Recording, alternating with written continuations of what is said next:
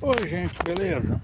Tava vendo um vídeo aqui do pastor Pororoca, ele falando que imagens católicas são ídolos, são demônios. Essa Aparecida aqui é o pior dos demônios aqui do Brasil. Cara, aí eu penso, a linguagem simbólica adotada pela Igreja Católica na iconografia, tanto nos quadros pintados quanto nas esculturas, ela é tão rica, tão cheia de significado quanto a própria escrita.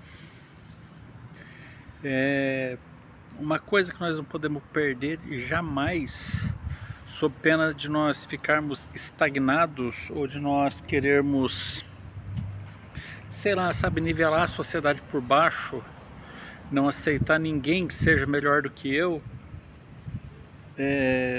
sentirmos repulsa de alguém que demonstra uma capacidade intelectual elevada, em vez de querermos aprender com ele, a gente fica criticando. Isso daí é a perda do sentido da veneração. Uma sociedade que tem esse sentido da veneração, que sabe dar valor para as pessoas que vieram antes de mim e são melhores do que eu, ou até mesmo das pessoas que são minhas contemporâneas e são melhores do que eu, e eu tenho chance de aprender com essas pessoas, eu tenho chance de melhorar com essas pessoas.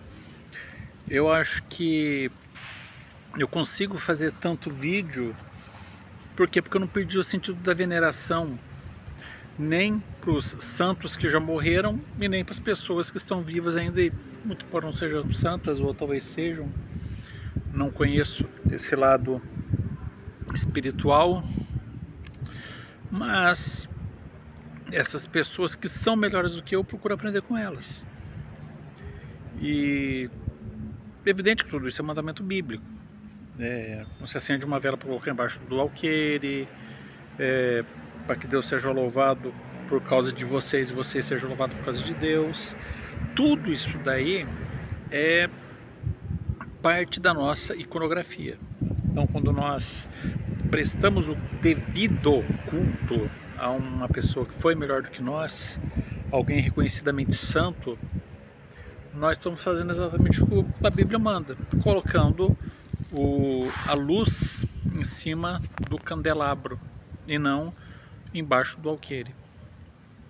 Nós estamos louvando a Deus por causa do que Deus fez na vida desse santo e louvando o santo por causa do que Deus fez na vida dele. É um louvor teocêntrico, é um louvor cristocêntrico, não é uma adoração.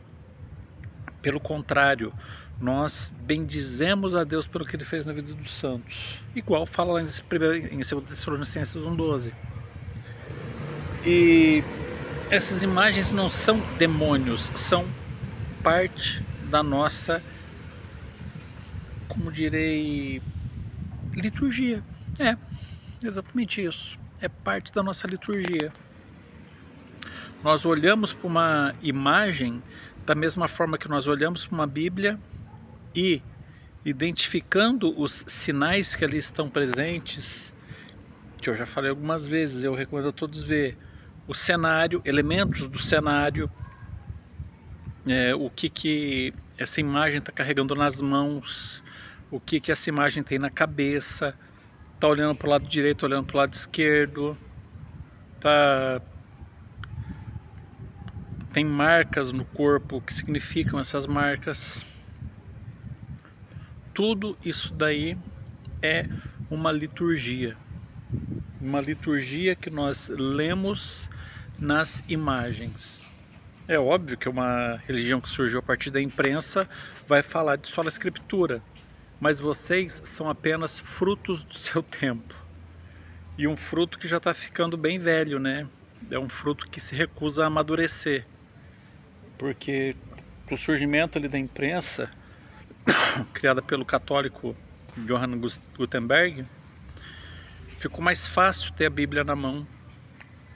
Só que a igreja teve que ficar 5, 6 séculos na base da tradição oral.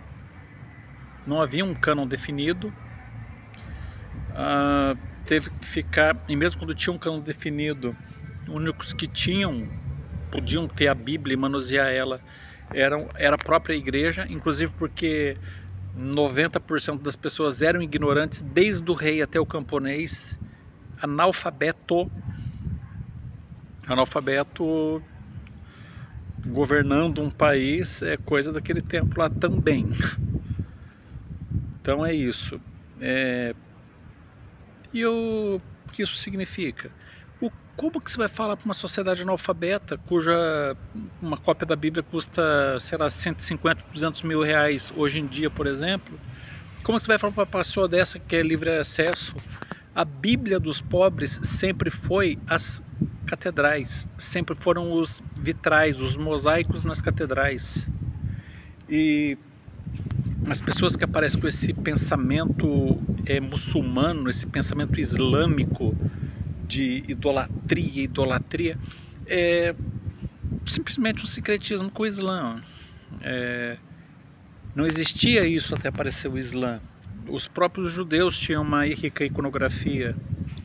Os cristãos ortodoxos possuem uma rica iconografia, com simbologia própria, inclusive.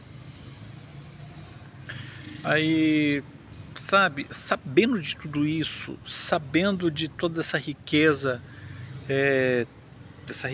pictórica, essa riqueza de significados, essa riqueza de signos, significados, e também a riqueza da vida dos santos, o que eles podem nos ensinar como pessoas muito maiores do que nós somos. Como que eu vou ter uma conversa, sei lá, minimamente saudável, minimamente equilibrada com um pastor pororoca? Sabe, é causa perdida, é um caso perdido. Nós temos que ir por outro lado, simplesmente falar que os católicos falam com a verdade, de uma forma polida, de uma forma culta, de uma forma fundamentada. Basta olhar a realidade para ver que a Igreja Católica está falando a verdade. Enquanto isso, do outro lado, nós temos ataques virulentos, xingamentos, falta de respeito, falta de educação. Julguem quem está do lado certo, julguem quem está do lado errado. E do lado de que a gente só pode rezar para que as pessoas não levem a sério uma figura tão caricata, uma figura tão despreparada quanto um pastor pororoca.